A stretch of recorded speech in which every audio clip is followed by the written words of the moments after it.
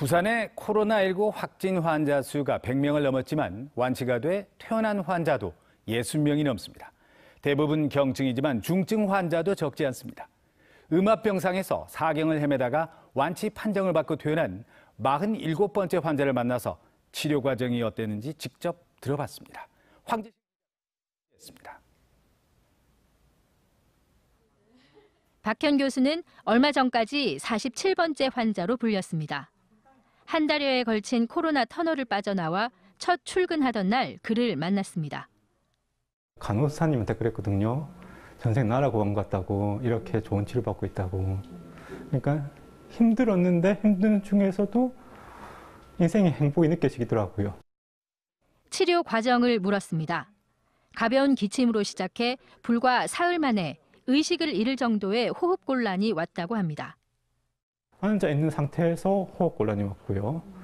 그리고 저는 기억 안 나고요. 제가 일어났을 때는 병원 관계자 네 분이 제 몸을 이제 부축해 가시면서 들고 가시면서 환자 쓰러졌다 외치시면서 들고 가시죠. 감기와 비슷하더라는 증언도 있지만 박 교수 경우에는 독감과 차원이 달랐다고 합니다. 오한이 오고 그다음에 그 몸살이 오고 그랬다가 엄청 나빴어요. 그다음 때 좋아지면 탁 좋아지기 시작하는데 이건 그게 아니었어요. 좋았다 나빴다를 엄청 많이 반복했어요, 하루에도. 에이즈 치료제가 투여됐는데 그 부작용도 만만치 않았습니다. 제일 처음에는 목이 불타는 듯 했는데 그다음에는 가슴이 불타는 듯 했고요. 피부 건조증이 아주 심하게 생겼어요. 그래갖고 피부가 완전히 빨갛게 변하고요. 하루에도 몇 번씩 찾아오는 상태 악화를 정신적으로 이겨내는 게 가장 힘들었다고 합니다. 나쁜 상황은 계속 올 거라고, 나쁘다 좋았다는 계속 할 거라고. 그러니까 매일매일마다 오늘 최악 상황이 어제보다 나았다 그러면 낫는다고 생각해라고. 그 말씀 너무 많이 도움됐어요.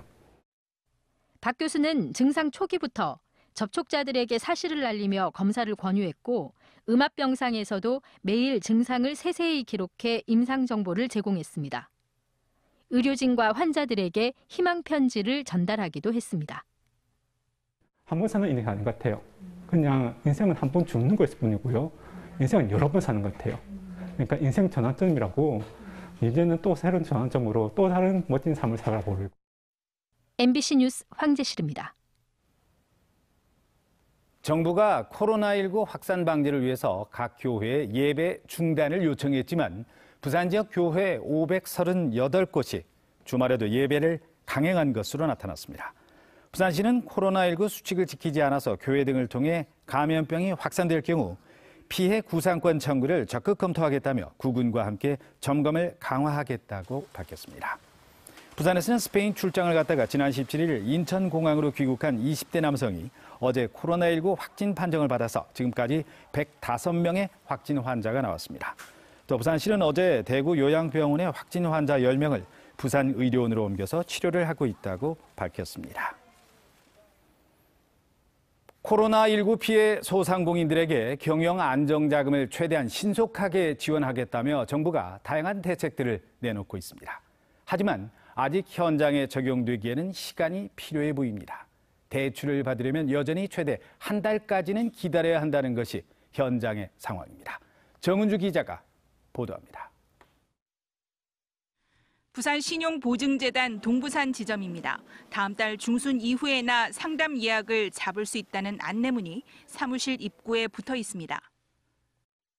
코로나 사태 심각해지면서 손님들이 너무 많이 밀려오셔서 저희가 기본 지금 하루에 200분 가까이 오셔서 저희가 지금 바로 상담은 조금 어렵고요.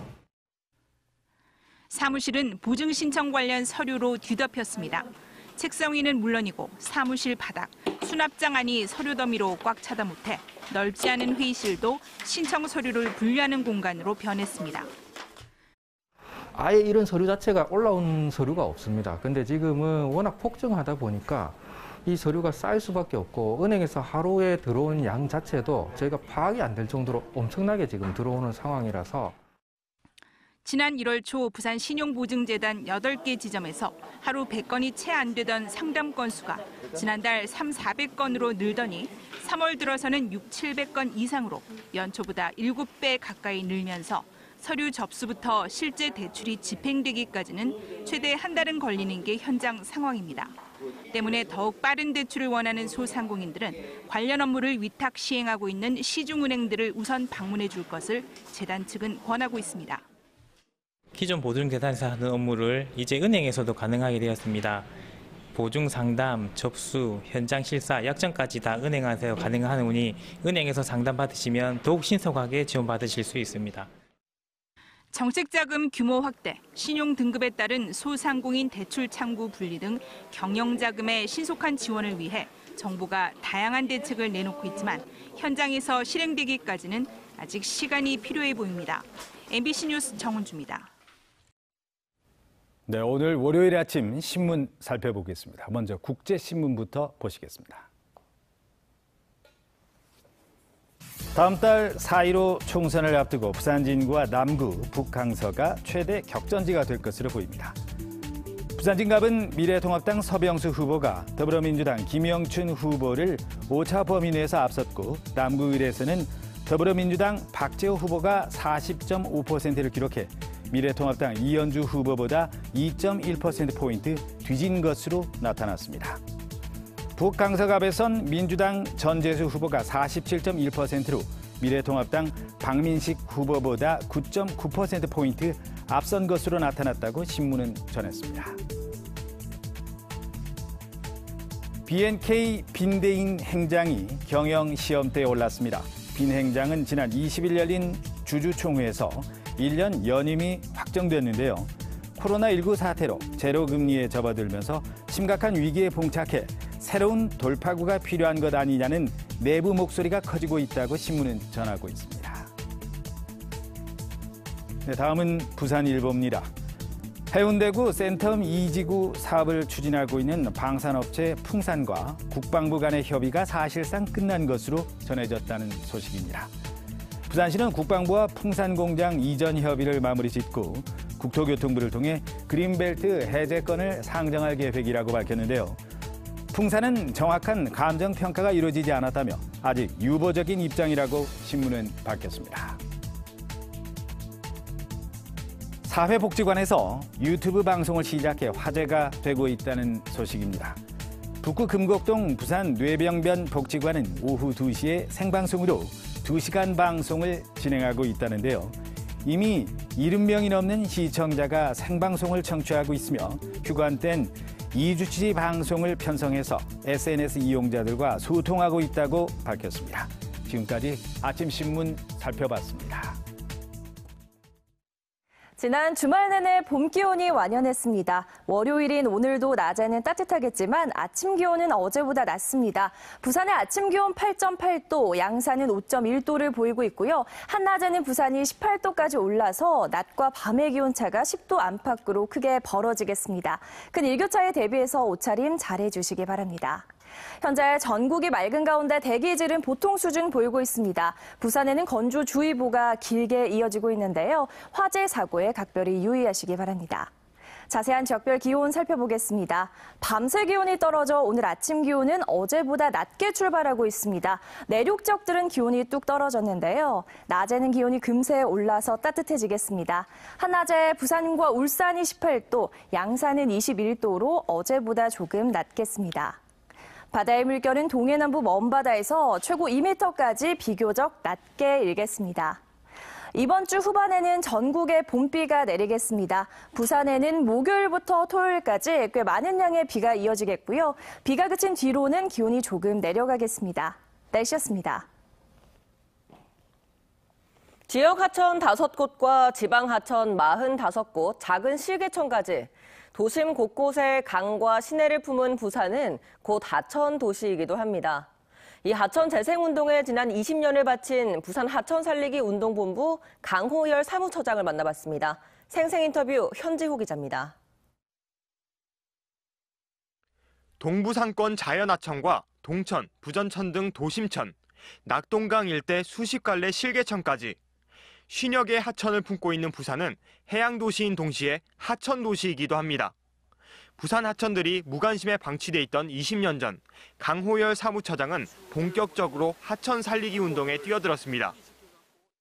그때 당시만 해도 이 하천에 대한 관심이 그냥 쓰레기도 버리고 뭐 수로 정도로 생각하고 물도 한 3, 4급수를 유지하는 그런 거였는데 상류부터 이제 하루까지 어떻게 하면 하천을 살릴지에 대해서 이제 관심을 갖게 되면서 하천 환경이 사람이 사는데 참 중요하구나 하는 것들을. 단순히 물 흐르는 곳이 아니라 하천은 도시의 핏줄과 같다는 게 그의 지론. 시민들의 일상생활과도 때려야 뗄 수 없는 관계라고 설명합니다. 내가 살아가는 삶의 환경이 얼마나 좋는가를 정하는 바로메터 같은 역할을 하기 때문에 하천 주변에 사람들이 많이 모여 살려고 하고 하천을 통해서 힐링을 하고 또 하천을 통해서 어떤 행복감이나 도시의 여유 공간. 낙동강, 수영강 등 5개 국가하천과 부산 지역 곳곳의 45개 지방하천은 정부와 지자체, 각 구군이 제각각 관리하고 있습니다. 서로 다른 관리 주체를 하나로 묶는 게 부산 지역 물 문제 해결을 위한 핵심이라고 그는 강조합니다. 안에는 식생도 있고 수질도 있고 이랬는데 이것이 하나의 관리 체계로 가야만이 종합적으로 접근해서 계획을 세워서 중복 투자도 막고 효율적 관리를 할 수가 있거든요. 나아가 시민들이 하천에 관심을 갖고 직접 하천을 경험하는 일이 중요하다고 강 사무처장은 덧붙였습니다. 행정 조직만으로 이 하천을 살리기는 저는 어렵다고 생각합니다.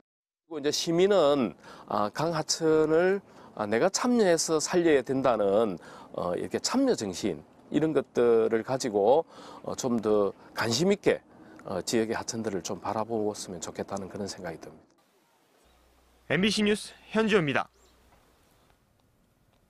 앞으로 2달 후면 햇마늘 출하가 시작될 텐데요. 농민들은 벌써부터 가격 하락을 걱정하고 있습니다.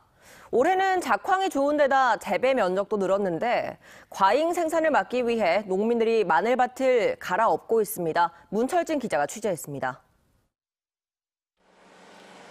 전국 최대 마늘 생산지인 창녕군의 한 들녘입니다. 트랙터가 바쁘게 오가며 잘 자란 마늘을 잘라냅니다. 조금만 더 키우면 수확을 할 수 있지만 과잉 생산을 막기 위해 일찌감치 농사를 포기하는 겁니다. 마음이 그 말할 수가 있습니까? 지금 이 농민들이 이 노다리시는 이 심정이 어떻겠습니까? 올해 경남 지역의 마늘 재배 면적은 6천 헥타르 정도로 지난해보다 10%가량 줄었지만 전국 재배 면적은 2만 5천 헥타르로 평년보다 2% 늘었습니다. 지난 겨울 따뜻한 날씨로 작황도 좋아서 앞으로 특별한 생육장애나 병충해가 없을 경우 과잉 생산이 우려됩니다. 이에 따라 정부는 경남 62헥타르를 포함해 전국적으로 500헥타르를 산지 폐기해 출하 물량을 조절하기로 했습니다. 하지만 산지 폐기 물량이 많지 않아서 가격 하락을 막기에 역부족이란 지적도 나옵니다.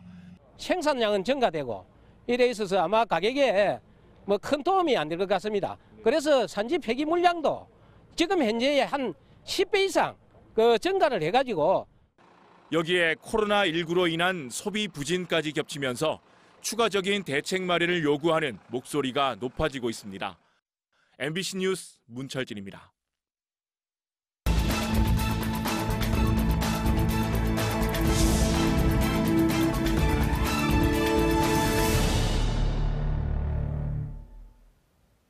어젯밤 9시 40분쯤 연제구 연산동의 한 주택에서 불이 나 가재 도구 등을 태우고 20분 만에 꺼졌습니다. 경찰은 보일러실에서 불이 시작된 것으로 보고 정확한 화재 원인을 조사하고 있습니다.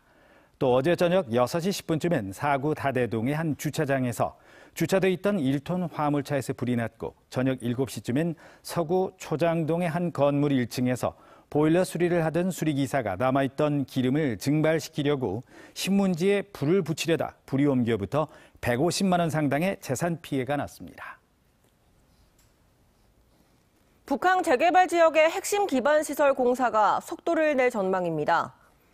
부산항만공사는 4부두에서 옛 연안여객 터미널에 이르는 재개발 사업 1단계 구간의 4개 기반시설을 오는 5월까지 착공한다고 밝혔습니다. 재개발 지역 상징 교량인 제1차 도교는 길이 100m, 폭 44m의 아치형 현수교로 2022년 1월에 완성되며 계류시설과 숙박시설 등을 갖춘 마리나도 2022년 4월 준공될 예정입니다.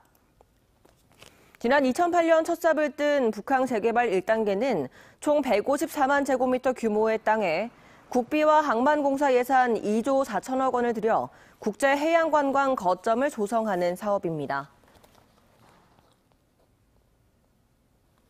동래구는 코로나19 확산 방지를 위해 저소득층과 홀로 어르신 등을 대상으로 가가호호 실내 방역 소독을 추진합니다. 동래구 보건복지팀은 오는 25일까지 취약계층 150가구를 대상으로 친환경 약품을 이용해 소독을 하고 방역 물품 등을 전달할 계획이라고 밝혔습니다.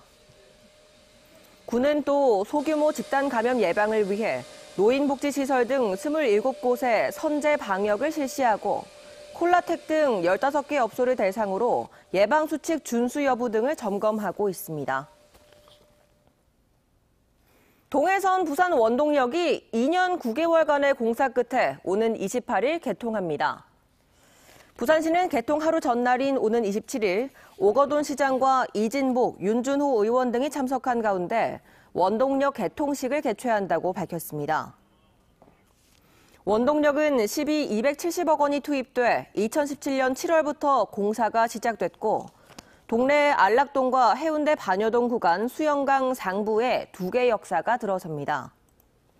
다만 부설 주차장은 주변 아파트 민원과 코로나19로 인한 건설 인력 부족으로 한 달쯤 뒤에 준공될 예정입니다. 김해공항을 포함해 주요 공항 국내선 터미널에 열감지 카메라가 설치돼 있지 않은 것으로 나타났습니다. 부산시와 한국공항공사에 따르면 김해공항과 김포공항 등 주요 공항의 국내선 터미널은 열화상 카메라를 운영하지 않아 코로나19 환자 식별이 불가능한 것으로 파악됐습니다. 한편 부산의 102번째 확진 환자의 경우 인천공항 입국 이후 김포공항에서 국내선 항공기를 타고 김해공항으로 이동했는데 당시 항공기가 만석이어서 주변에 앉았던 18명이 접촉자로 분류됐습니다.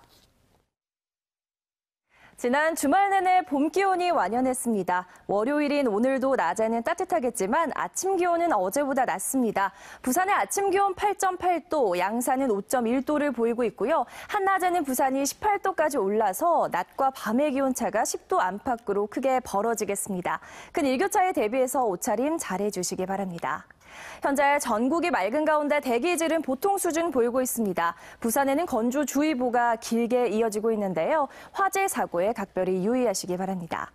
자세한 지역별 기온 살펴보겠습니다. 밤새 기온이 떨어져 오늘 아침 기온은 어제보다 낮게 출발하고 있습니다. 내륙 지역들은 기온이 뚝 떨어졌는데요. 낮에는 기온이 금세 올라서 따뜻해지겠습니다. 한낮에 부산과 울산이 18도, 양산은 21도로 어제보다 조금 낮겠습니다. 바다의 물결은 동해남부 먼바다에서 최고 2m까지 비교적 낮게 일겠습니다. 이번 주 후반에는 전국에 봄비가 내리겠습니다. 부산에는 목요일부터 토요일까지 꽤 많은 양의 비가 이어지겠고요. 비가 그친 뒤로는 기온이 조금 내려가겠습니다.